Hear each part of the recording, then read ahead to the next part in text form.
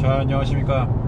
예, 오늘도 이제 어코드 1.5 터보를 타고 이 주행을 하고 있습니다. 미국 고속도로 샌프란시스코에서 LA까지 600km 구간 달리고 있습니다.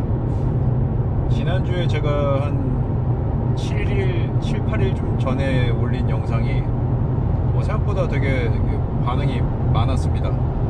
보통 이제 제가 시에나를 위주로 많이 영상을 올렸었고, 어코드는 이제 영상을 많이 올리지 않았었고, 또 어코드는 이제 제가 사실 기대를 많이 했던 차여가지고 좀 단점 위주로 이렇게 했을 때 단점 위주로 올린 영상들 처음에 올렸던 것들은 이게 반응이 별로 좋지 않았어요. 근데 지난주에 제가 그 미국에서 어코드가 이제 1등을 하고 있는 이유에 대해서 올린 영상이 많은 분들이 이제 댓글도 달아주시고 재밌다고 이제 많이 해주셨어요. 그래서 제가 또 이제 장거리 운전도 하고 저도 심심하고 또 여러가지 잡설식으로 그렇게 한번 얘기를 해보려고 합니다. 오늘은 뭐 이제 꼭 어코드만 얘기할 것이 아니고 뭐 시에나라든지 전체적인 어떤 미국의 상황 이런 부분 편하게 한번 얘기해 보겠습니다. 지금 이제 고속도로 가고 있는데 이 길 상태 보이시죠? 우리나라랑 이제 비슷한데 약간 더 이렇게 요철 느낌이 있어요. 얘네가 일부러 이제 길을 매끈하게 안 만들고 뭐 구간마다 뭐 길의 품질은 다 다릅니다만 제가 지금 가는 구간은 상당히 양호한 길인데 약간 이게 뭐랄까요, 덜덜거리는 느낌이 있습니다. 그래서 이제 많은 분들이 이 차가 이제 하체 소음이 올라온다고 하는데, 이 어코드 하이브리드, 어코드 10세대가 하체 소음이 올라온다고 하는데 어떠냐 라는 질문을 올려주셨어요. 그래서 이제 제가 대체로는 뭐 괜찮다라는 답변을 드렸지만 지금 아마 카메라에는 녹음이 잘 안 될 거예요. 지금 상당히 이 소음이 들립니다. 근데 지금 몇 킬로냐 하면 140km예요. 이 140km에서 이 정도면은 저는 굉장히 양호하다고 생각하고, 이게 지금 길이 굉장히 매끈하지가 않기 때문에 타이어 소음, 뭐 풍절음, 각종 소음이 곁들여져서 들어오고 있고요. 지금 뭐 시에나랑 비교할 건 아니지만 전체적인 소음 수준은 뭐 시에나보다는 적습니다. 시에나는 하부 소음은 정말 적어요. 그 차가 하부 소음은 시에나는 확실히 이 차보다 적은데, 그 차는 풍절음이나 이 상부에서 들어오는 뭔가 알 수 없는 소음들이 많이 있습니다. 뭐 당연히 뭐 차체가 높고 공기저항을 많이 받으니까 그럴 수밖에 없겠죠. 근데 전체적인 소음 수준을 따져보면 이 어코드가 방음은 더 약하지만 더 적다, 그렇게 느껴지고, 여기서 이제 아마 BMW 같은 차에 비해서는 5 시리즈나 이런 다른 비교할 만한 차들 그거보다는 좀 소음이 들어와요. 근데 이제 이 차를 이제 밑에 어떤 다른 유튜브 영상에서도 많이 하체를 까보고 뭐 분해도 해보고 그런 영상 많이 보셨을 거예요, 이 차 관심 많으신 분들은. 근데 확실히 이 차가 방음제, 뭐 방진제는 조금 적어요. 이게 하체 카바가 있는데도 이제 그런 것들이 좀 더 얇고, 그 안에 이제 그런 마감들이 이제 제가 전 편에도 말씀드렸지만 이 차는 연비 위주이기 때문에 무게를 줄여야 되고, 그런 방음 방진제를 쓰면 무게가 엄청 늘어난단 말이에요. 그래서 그런 걸 줄였기 때문에 하체에서 소음이 올라오는 건 사실이다. 그런데 그 수준은 그렇게 뭐 걱정할 정도는 아니다. 그래서 저 같으면, 저는 이제 지금 미국에 있기 때문에 제가 뭐 여기서 어떤 샵에 가서 작업하고 뭐 그러고 싶진 않은데, 제가 막 한국에서 이 차를 산다고 하면 하부는 이제 당연히 카바를 띄어내고 방청제를 당연히 도포를 할 거고요. 근데 방청제는 사실은 그게 뭐 크게 하부에서 올라오는 소음을 막아주는 효과는 없어요. 근데 근데 이제 또 카바 같은 데다가 신슐레이트를 붙이기도 그렇죠. 왜냐하면 그게 열이 있기 때문에 불이 날 수가 있어서 함부로 또 그 방음 방진을 하부엔 할 수가 없는 거고. 그리고 그 옛날에 유행하던 무슨 그 고무 재질 같은 그런 게 있어요. 그러니까 뭐 수성, 유성 뭐 그런 재질이 있잖아요. 근데 그 유성 재질은 저는 좀 비춥니다. 유성 재질은 지속적으로 그 차에서 냄새가 올라오고, 저는 그게 사실은 좀 일종의 발암 물질이 아닌가. 그게 석유 화학 그런 그 부산물이잖아요. 그 약간 유성 이 방청제라는 게. 그래서 저는 그거를 선호하지 않고 수성제, 뭐 비루뜨거 뭐 이런 거 수성제인데, 그건 이제 단순히 하체를 보호하기 위한 거고.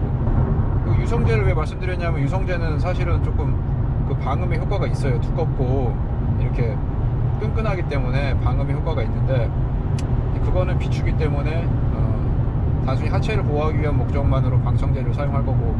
그 다음에 이제 그 진짜 그 방음을 위해서는 그 앞바퀴 뒷바퀴 있죠. 이 앞바퀴 뒷바퀴에 있는 이 카울이 있단 말이에요. 카울. 이 바퀴 안쪽에 이 차체와 이 뭐 격벽이라고 해야 되나? 플라스틱으로 된 이 부분이 있을 거예요. 그래서 그 부분을 이렇게 탈거하고 그 안쪽에다가 신슐레이터를 붙이면 그게 방음 효과가 굉장히 좋을 겁니다. 그래서 하체 쪽이라고 하면은 뭐 다른 데 잡다한 데 안 하고 그 바퀴 내 쪽에 있는 그 카울 그 안쪽에만 신슐레이터를 붙이고, 그 다음에 이 방음 효과가 제일 좋은 데는 문짝이에요. 문짝. 이 도어에서 옆쪽에서 들어오는 소음이 굉장히 크거든요. 그래서 물론 유리가 있어서 그게 뭐 효과가 있냐, 반절은 유리로 되어 있는데 그게 뭐 문짝 방음한다고 크게 효과가 있냐, 그렇게 생각하실 수 있겠지만 효과가 상당합니다. 그래서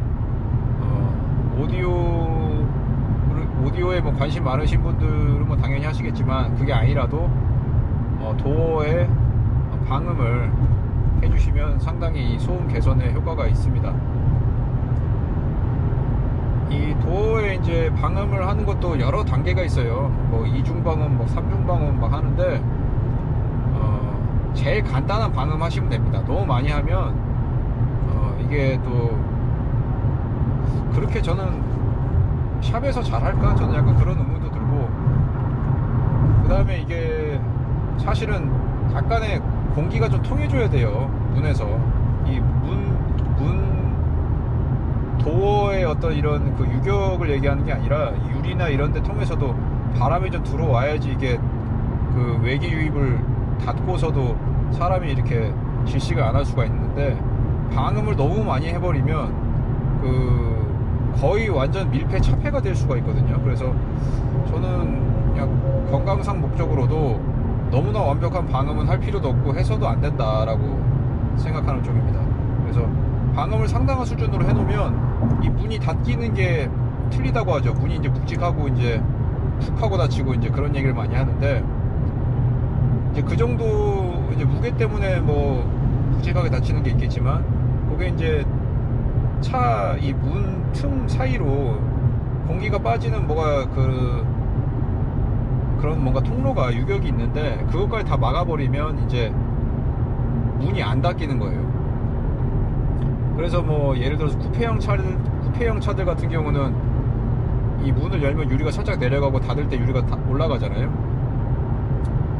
그러니까 그런 식으로 그 약간의 여지는 둬야 된다. 예. 그리고 완전히 막는 게 능사가 아니거든요. 오디오를 위해서도 완전히 밀폐를 해서 그냥 통짜로 만들어 버리면 그게 유닛이 안 좋습니다. 스피커 유닛이 발열이 되고 그게 이제 냉각이 잘 안 돼요. 그리고 원래 스피커들도 보면 아시다시피 그 공기가 빠져나가는 구멍이 있는 걸 다 아실 거예요. 그렇게 해야지 이게 그 스피커가 앞뒤로 움직일 때 이제 어느 정도 저항 없이 움직일 수가 있는 거거든요. 근데 그거를 완전히 꽁꽁 싸매게 되면 약간 뭐 진공 상태 비슷하게 돼서 스피커의 자유로운 움직임을 저해야 합니다. 그러면 소리도 당연히 좋아질 수가 없죠. 오디오 관련돼서 얘기 또 드렸는데, 하여간 뭐 이 차에다가 이제 문짝 방음을 하더라도 그렇게 뭐 빡세게 하실 필요 없고, 밖에다가 외측 철판에다가 이제 방음제 살짝 뿌리고, 그 다음에 내측 철판에다가 방진제, 그 알루미늄 뭐 이렇게 호일 같은 거 있잖아요. 거기 이제 끈끈이도 붙어 있고 그런 거 붙이고, 그 위에다가 신슐레이터 내측 그 도어, 플라스틱 도어 쪽에다가 이제, 그러면 이제 그게 3중 방음까지는 아니고, 이제 보통 요즘 방음은 그 정도 하거든요. 예. 제일 바깥쪽 철판에 스프레이 뿌리고, 중간 철판에 방진제, 그 다음에 안쪽 도어에다 신슐레이터, 그 정도 하면은 아주 이 소음 수준이 개선될 것이다 라고 생각이 듭니다. 그럼 이 차는 뭐 아주 조용하게 탈 수가 있고, 뭐 안 해도 상관없고요. 근데 이제 오디오를 좋아하시는 분들은 좀 해보실만 할 것 같아요, 도어 방음은. 그러면 이제 이 차는 베이스가 좀 부족한 상태이기 때문에, 그러면 좀 전 주파수, 전 대역에서 골고루 이 음압을 얻으실 수가 있겠죠. 근데 제 차는 이제 지금 미국형이고 그 오디오 옵션을 하지 않은 거기 때문에 우리나라에 들어가는 거랑 좀 다를 수가 있습니다. 제가 듣기로는 요즘 우리나라 사양은 센터와 우퍼가 추가됐다고 하는데, 그렇게 되면 좀 얘기가 또 틀려질 수가 있어요. 예. 이 차는 이제 그 오디오를 제가 좋다고 말씀드렸던 이유가 이제 트위터 고음 쪽인데, 보통 이제 손쉽게 음상과 이런 그 스테이지감을 잡으려면 센터 스피커를 쓰면 돼요. 근데 센터 스피커라는 게 아주 고품질의 유닛을 쓰지 않으면 음상은 얼추 잡아줄 수가 있는데, 그거를 완전히 퀄리티를 버릴 수가 있거든요. 그래서 이제 주로 국산 차들, 뭐 센터 스피커인 차들 들어보면, 이게 지금 뭐 음상은 얼추 뭐 비슷하게 나오는데 이 소리가 완전히 어그러진 경우들이 많이 있거든요. 그거는 주로 센터 스피커에다가 트위터가 없이 그냥 4인치 유닛만 박아서 그런 경우가 많이 생겨나고, 또 그게 그 모노 출력이 나와줘야 돼요. 센터 스피커는 양쪽 좌우 스테레오 쪽으로 이 브릿지를 시키는 게 아니라 모노 출력이 나와서 양쪽 거를 아울러야 되는데, 그런 바란스가 좀 안 맞을 수가 있습니다. 그래서 카오디오 집에 가셔서 뭐 센터 스피커가 없는 옵션인 차들, 거기다가 자리만 있는 차들, 센터 스피커 넣어주세요 그러면 그거를 이제 왼쪽이나 오른쪽에서 뒤쪽에서 따가지고 그냥 이렇게 하거든요. 그러면 처음에는 뭔가 좀 좋은 것 같은데, 이게 그 스피커 소리가 센터는 모노 출력이어야 되는데 그냥 완전히 한쪽 거에 편향된 소리가 나오는 거예요. 그러면 이게 전혀 맞지가 않죠. 그러면 이게 아주 배려버리죠. 그러니까 운전석 입장에서는 이 센터 스피커의 브릿지를 하려면은 좌측, 우측 뒤쪽 거를 브릿지를 하면은 나아질 수는 있어요, 운전석 입장에서는. 그러면 이제 약간 음상이 보강이 되는데, 전좌석을 기준으로 한다고 하면은 그거는 영 맞지가 않죠. 근데 이 차는 제 차는 센터 스피커가 없는 차인데도 음상이 굉장히 뛰어나고, 좌우에 이 스피커, 이 트위터 자리가 이게 사실은 좋은 자리는 아니에요. 보통 차들이 다 A 필러에다가 박아 놓고 있는데, 제일 좋은 위치는 여기가 아니라 여기입니다. 여기 요 안에 그 유리 밑에 있죠, 앞유리 밑에 이 선반 위에 여기다가 해야지 제일 소리가 좋아요. 그게 제일 공학적으로 맞는 설계고,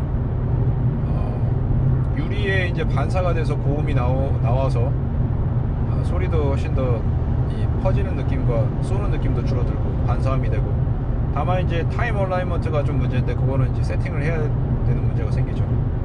이 차는 어쨌든 뭐 A 필러에다가 이렇게 양쪽에 박아놓고 이게 별로 좋지 않은 세팅이고, 왼쪽에 굉장히 다가올 수가 있어요, 소리가. 근데 제가 볼 때는 이 차는 그 단순한 오디오 같은데 상당한 튠을 이미 거쳐서 디폴트 값을 맞춰놨다, 저는 그렇게 생각이 듭니다.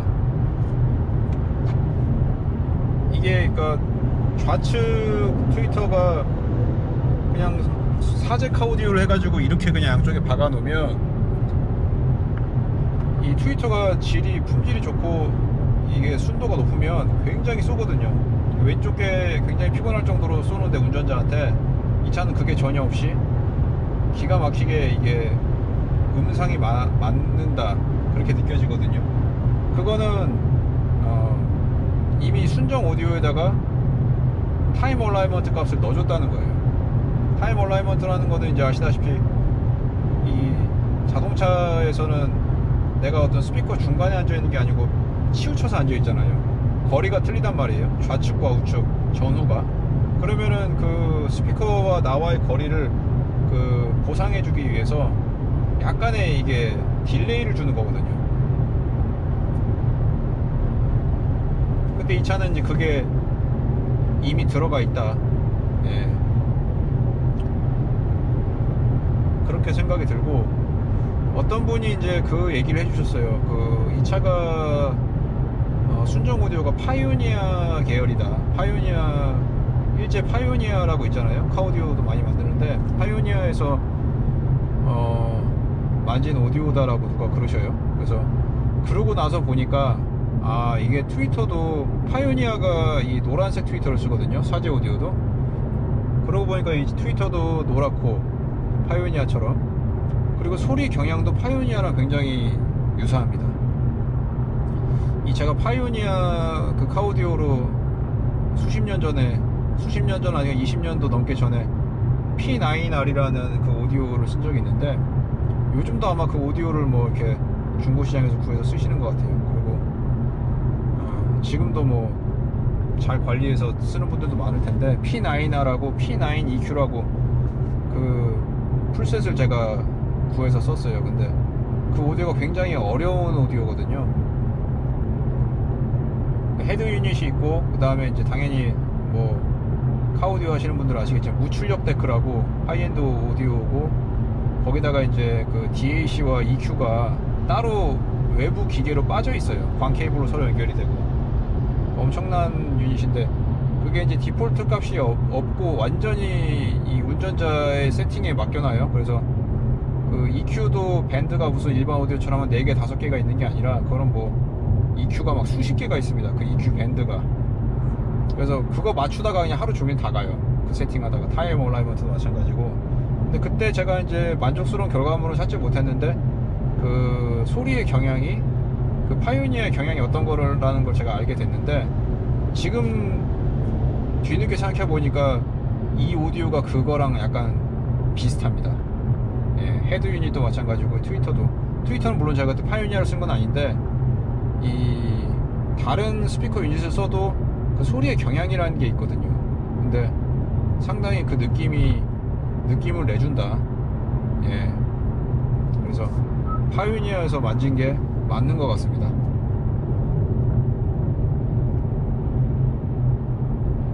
어쨌든 뭐 하부 소음 얘기하다가 뭐 오디오 얘기까지 하게 됐는데, 결과적으로 소음은 뭐 걱정하실 필요는 없고, 조금 뭐 해주면 좋고, 그 다음에 오디오도 관심 많으신 분들이 많이 물어보시던데, 예, 오디오 좋다. 그리고 뭐 플랫 파일하고 뭐 웨이브 파일이 재생이 되냐 물어보시는데, 될 것 같아요, 제 생각에는. 왜냐면 핸드폰 안드로이드 오토로 연결했을 때 이 핸드폰에 있는 웨이브랑 플렉을 다 재생을 하거든요. 그래서 아마 그분은 이제 USB에다 그 파일을 직접 담았을 때 그걸 읽을 수 있냐, 그걸 물어보신 것 같은데, 아마 저도 테스트를 안 해봐가지고, 그 매장에 가시면 이제 업코드 전시차가 있을 테니까 한번 테스트 한번 해보시기를 권해드리고요. 또 그런 게 이제 또 자동차를 구매할 때 결정적인 이유가 되시는 분들이 또 계셔요. 예, 그래서 그 전에 반드시 한번 테스트를 해보시기를 권해드리고,